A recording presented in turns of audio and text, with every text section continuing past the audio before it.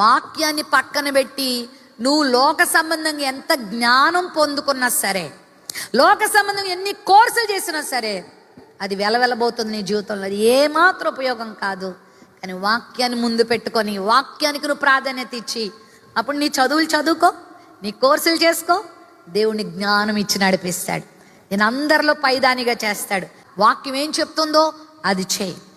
వాక్యం చెప్తుంది కోపం వద్దు అని చెప్తుంది, మానేయ్. వాక్యం చెప్తుంది గర్వం పడకు అని చెప్తుంది, మానేయ్.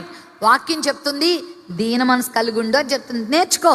వాక్యం చెప్తుంది మోకాళ్ళేయి, ప్రార్థన చేయి, ఉదయాన్నే లెగు, సోమర్తనం వదిలిపెట్టేయి, దేవుని మందిరంలో ఎదుగు, దేవుని మందిరంలో ఉండు అని దేవునితో మాట్లాడుతున్నప్పుడు లోబడు.